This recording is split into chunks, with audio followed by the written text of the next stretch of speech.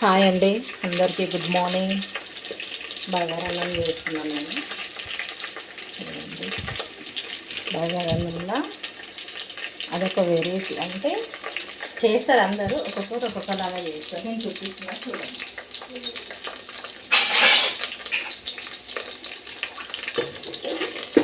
ఇవన్నీ వేగినాక ఏం చేయాలంటే ఈ రైస్ వాటర్ వంపేయాలి. వాటర్ వంపేసి మనము తాలింపుకు వేయించుకోవాలి. రైస్ ఒక్కొక్కరు ఒక్కొక్కలాగా చేస్తారు. అవి వేగిన తర్వాత ఈ రైస్ వేయించుకొని ఇవి ఒక సైడ్ చేసుకోవాలి.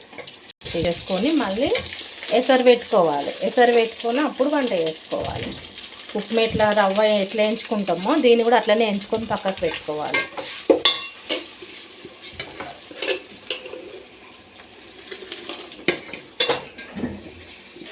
నీళ్ళని పంపేసి మంచిగా వేగాలి. అవి దేంట్లో అంటే తాలింపులు ఆయిల్ వేసినాం కదా, అన్ని ఐటమ్స్ వేసాం కదా, వేసాక ఇవి దాంట్లో వేయించుకోవాలి. ఆయిల్లో రవ్వ ఎట్లా వేయించుకుంటాము బియ్యం కూడా అట్లా వేయించుకోవాలి.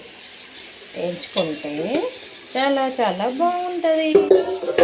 రైస్ కూడా చాలా మంచిగా అవుతుంది. మంచిగా పుల్లలుగా అవుతుంది. అన్నము బాగుంటుంది అట్లా. ఏమనండి, ఓకేనా మరి, బాయ్.